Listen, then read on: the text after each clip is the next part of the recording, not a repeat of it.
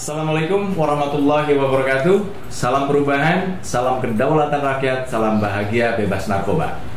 Allahu Akbar. Allahu Akbar. Kita jumpa lagi dalam perbincangan bersama saya Ijul Syafi'i. Di sebelah kiri saya ada Kang Saiful Zaman, sebelah kanan saya ada Kang Rizwana PSD. Silakan langsung beradu.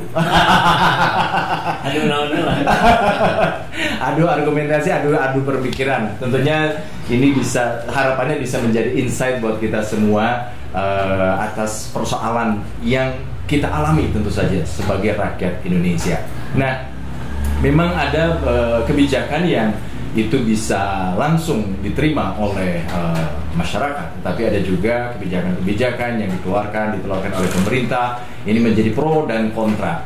Seperti yang saya kutip dari Kang Riz, sebuah kebijakan itu harus berpijak pada siapa yang akan menerima kebijakan itu, bagaimana responnya. Nah, kita akan berbincang-bincang seputar itu, dan kali ini kita akan membahas tentang Omikron, Kang Saiful, Kang Riz.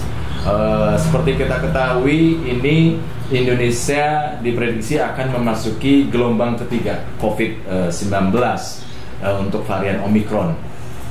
Kita semua juga pasti sudah banyak mendapatkan informasi ya bahwa Omikron ini penyebarannya sudah mulai meningkat, terutama di Jakarta khususnya. Jadi Jakarta itu adalah medan pertempuran pertama di Omikron, sehingga ini menyebar ke beberapa kota di dekatnya, termasuk juga di Bandung Raya. Sehingga ada kebijakan, ada keputusan bahwa penyesuaian level PPKM. Jadi PPKM ini akan diterapkan lagi tentu saja. Nah, PPKM ini bukan sesuatu yang tidak baik. Ini sesuatu yang baik untuk menekan penularan COVID-19 di varian Omikron. Memang kalau kita melihat dari informasi, mendengar dari informasi, Omikron ini lebih sederhana, lebih ringan gitu loh, dibandingkan dengan varian sebelumnya, itu Delta. Gejalanya seperti flu biasa, tetapi penyebarannya itu lebih masif, lebih luas, lebih cepat gitu loh. Nah, Kang Riz, Anda sebagai pengamat kebijakan, analisis akselerator kebijakan, melihat bahwa penyesuaian PPKM ini Anda melihatnya seperti apa? Karena kan betul kalau misalkan penyesuaian PPKM ini antar satu kota dengan kota yang lain berbeda, tergantung dari tingkat penularannya, begitu Kang Riz.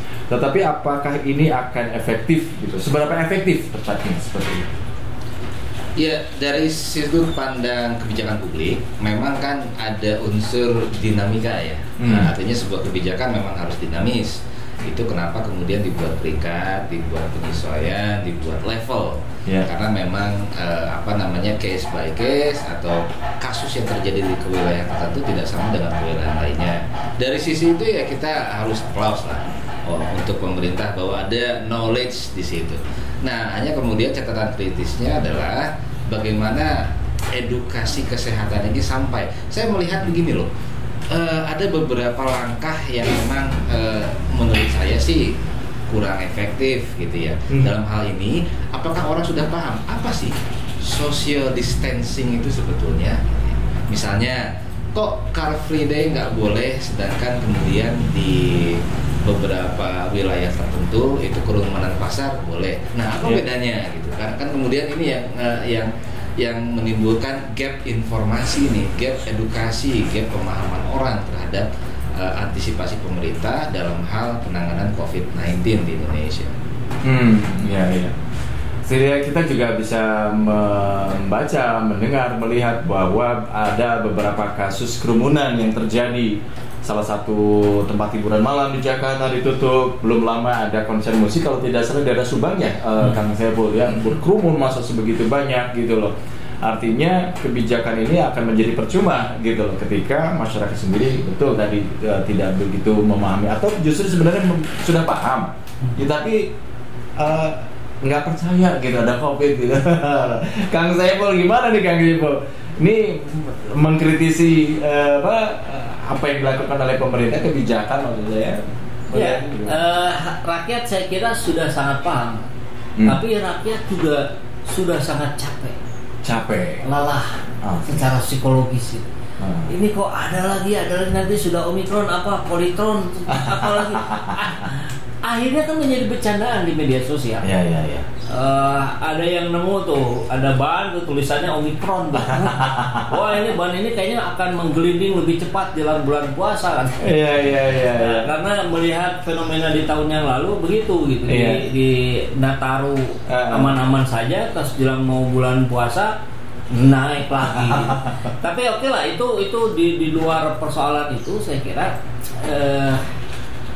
bukan hanya di Subang, kan di Bandung pun ada itu perayaan Imlek kemarin. Itu di satu mall luar biasa padat gitu. Nah, penetapan aturan tentu itu juga soal yang berbeda ya. Bagaimana adanya peraturan yang tidak konsisten. Habib Rizik disasar tentang itu gitu, tapi banyak kalangan lain aman-aman saja, ya kan, itu juga mengganggu perasaan keadilan masyarakat. Nah, jadi ketika sekarang muncul Omicron naik, ya, kalau saya melihat langsung realita di masyarakat, adem ayem tuh kan, adem ayem tuh bukan berarti tenang, kemudian bersiap siaga, bukan, nggak peduli, udahlah gitu. Banyak yang nggak peduli gitu. Banyak nggak peduli, meskipun itu orang-orang yang sempat terpapar sebelumnya, bahkan gitu. Apalagi buat yang tidak terpapar sama sekali, bisa jadi benar apa kata Kang Ijul tadi, nggak percaya gitu, karena saya nggak pernah terpapar. Iya. Karena capek juga ya masyarakat ya. Psikologis kita sudah berada pada titik nadir hari ini. Sudahlah gitu. Nah, yang menarik kan kalau di Kanada kalau tidak salah, ini kan sama nih, trennya sama naik. Tapi justru di kenaikan ini Kanada menetapkan bahwa ini flu biasa. Omicron itu flu biasa. Jadi tidak lagi ada pembatasan. Sekarang di Indonesia ada pembatasan. Nah, kita dengar kabar dari deputi bahwa kita sedang mempelajari yang di luar negeri dengan yang di sini segala macam. Ya sampaikanlah sesegera mungkin. Jangan sampai informasi yang diberikan pemerintah telat lama gitu, setelah di negara-negara lain bersepakat misalkan bahwa Omicron ini sudah flu biasa, tidak perlu dikhawatirkan, tidak perlu dites bahkan misalkan gitu. Kan yang menjadi acuan ya sudah bornya aja lihat di rumah sakit, peningkatannya sejauh mana gitu. Selama tidak naiknya signifikan, ya berarti ini memang flu biasa. Tapi informasinya di Jakarta sendiri sudah 60% lebih keterisian rumah sakit gitu. Ada kenaikan ya? Ada kenaikan. Ya. Artinya ada peningkatan lah ya di situ gitu. Tapi yang jadi pertanyaan tadi ya, bagaimana, kenapa masyarakat menjadi tidak peduli? Kenapa masyarakat menjadi seolah-olah itu mah karangan saja gitu loh, skenario saja. Apa yang salah, Kang Riz? Anda melihatnya, Kang Riz, sehingga ada sebagian masyarakat yang bohong itu mah, gitu. Itu mah ada kepentingan tertentu, misalkan bisnis gitu loh, Kang Riz. Yang salah apa nih, komunikasi apa yang salah dari pemerintah? Apatisme atau ketidakpedulian ini kan muncul karena kebijakan yang tebang pilih ya. Itu seperti yang saya ungkapkan sebagai prolog di awal. Artinya kalau mau tutup ya jangan tebang pilih, yang A dengan jenis serupa dengan B, kok yang ditutup yang A saja gitu misalnya, dengan alasan bahwa yang A mungkin bisa membangkitkan geliat ekonomi. Nah, sisi prioritas ekonomi dan sisi prioritas kesehatan kan berbeda. Mana yang mau dipilih dulu itu misalnya. Itu satu. Yang kedua, pada saat sebuah regulasi dalam hal ini kan pandemi ya. Pandemi artinya sebuah wabah yang bisa menimpa siapapun. Nah, artinya jangan sampai ada privilege di sini, jangan sampai ada pilihan, jangan sampai ada pengecualian di sini. Kalau memang mau kritis dan konstruktif, ya harus dikaji. Oke, zona wilayah prioritas level 2, 3, 4 atau level 10 sekalian ya nggak jadi masalah. Tapi kemudian apa argumentasi di balik zona tersebut? Mana perkelurahan kalau perlu? Ini kan sebetulnya Inmendagri yang terbaru itu menyasar wilayah yang mikro ya, wilayah kelurahan yang disasar. Jadi artinya kita tidak bicara wilayah zona yang luas seperti provinsi, tapi lebih ke arah ketahanan masyarakat nih. Ini kita bicara kohesi sosial ya. Kalau mau kohesi sosial aja yang diangkat, jangan masalah ini ada wilayah yang dibatasi sementara wilayah lain boleh-boleh saja dan ada pengecualian nih 30% lah, 50% atau lainnya. Nah, menurut saya ini membingungkan publik.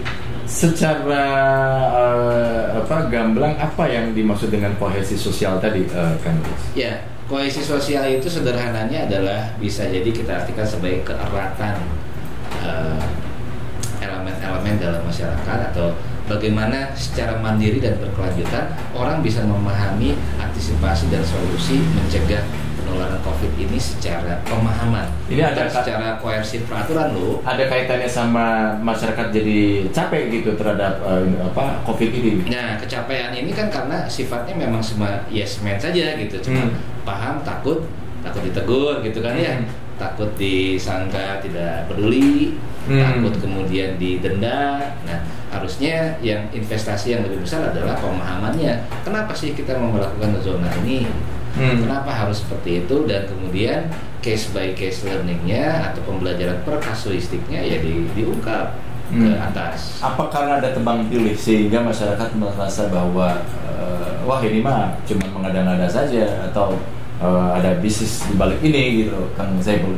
Ya, saya kira bukan sekedar tebang pilih, itu sih jelas ya. Jadi fakta realita yang langsung dilihat, didengar oleh rakyat. Tapi hal-hal lainnya itu yang ketidakjelasan program, ketidakjelasan kepastian yang oleh masyarakat pada akhirnya saya sih melihat bahwa lagi-lagi saya menekankan tadi, ini kondisi psikologis masyarakat ini sudah berada di titik nadir hari ini. Tapi bukannya program udah jelas gitu kan saya itu dari pemerintah? Nah itu dia, maksudnya program misalkan kalau nggak salah di podcast sebelumnya pernah kita bahas ya, banyak misalkan bantuan nih ya, bansos, banyak yang salah sasaran.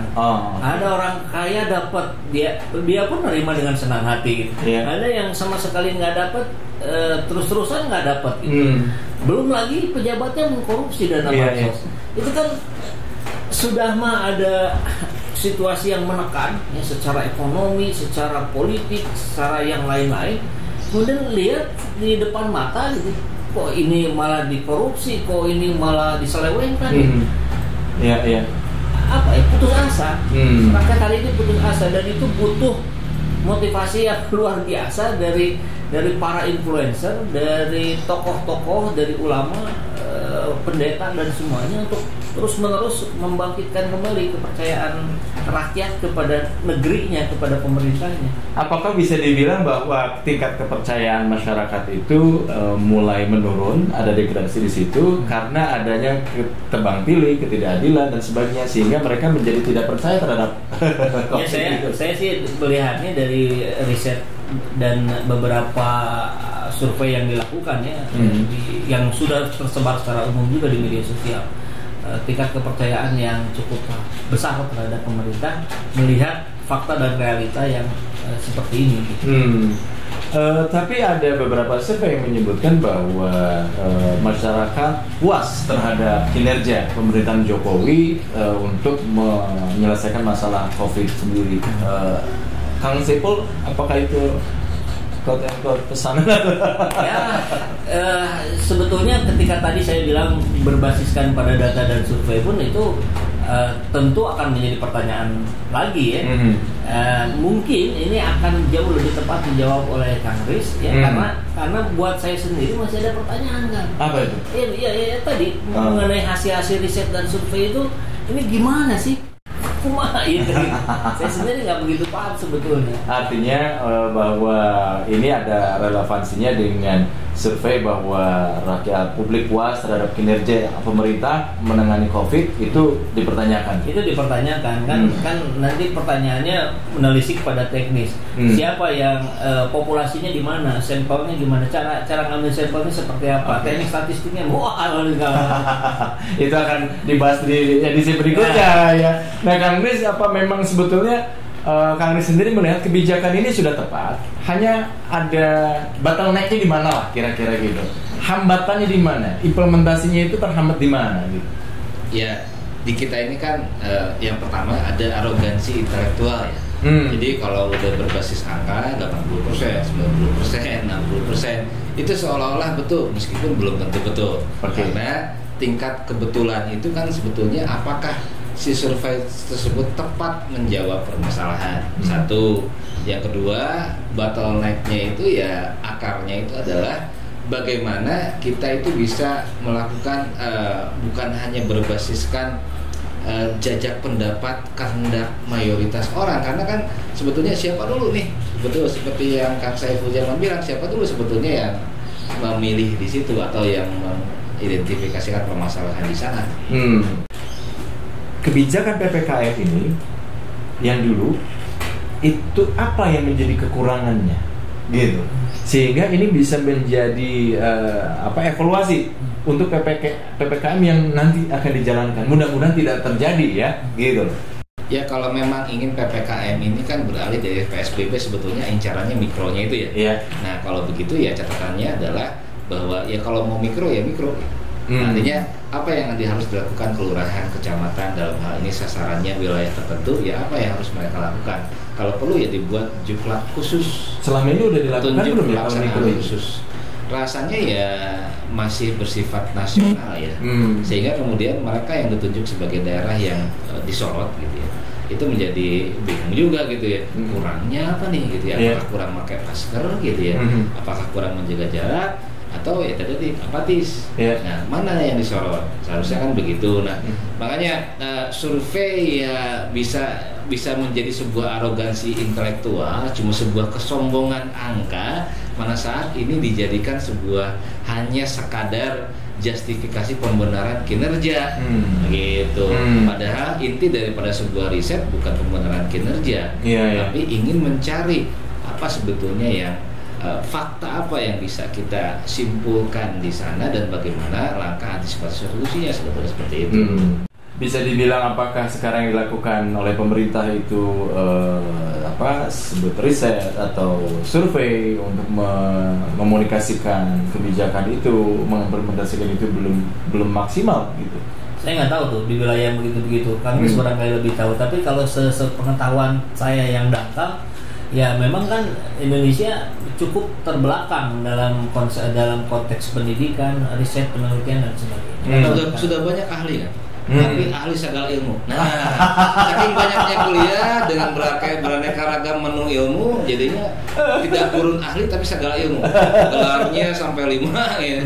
Nah, artinya ini juga sebuah, maksud saya adalah bukannya menyudutkan seseorang sih, ya kan boleh-boleh saja gitu ya, menjadi coach Inggris gitu. Nah, tapi ya yang tidak boleh adalah manakala kepakaran ini jadi mati gitu. Artinya kalau ada ini mau menyasar soal sosial, ya undanglah pakar sosial gitu kan ya. Jangan sampai pakar ekonomi membahas sosial atau pakar hukum membahas soal ekonomi, kan nggak nyambung gitu. Nah ini yang saya sebut dengan pakar segala ilmu gitu. Kalau sebentar, kalau Menteri Kesehatan yang bukan dari kesehatan itu gimana Kang? Nah itu no comment.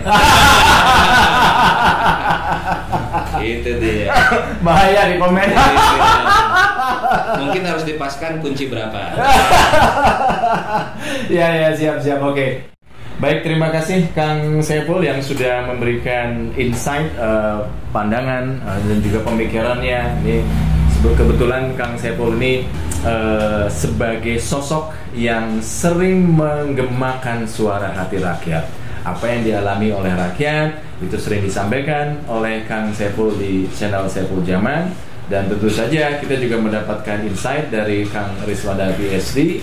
Beliau selalu menyoroti dari sisi kebijakan pemerintah, kebijakan publik tentu saja. Bagaimana seharusnya kebijakan ini ditelurkan, dikomunikasikan kepada publik, sampai bagaimana ini diimplementasikan supaya itu betul-betul bisa menyerap di masyarakat. Terima kasih sekali lagi, kita akan ketemu di edisi berikutnya. Kang Saiful hatur nuhun, Kang Riswanda hatur nuhun. Assalamualaikum warahmatullahi wabarakatuh. Waalaikumsalam.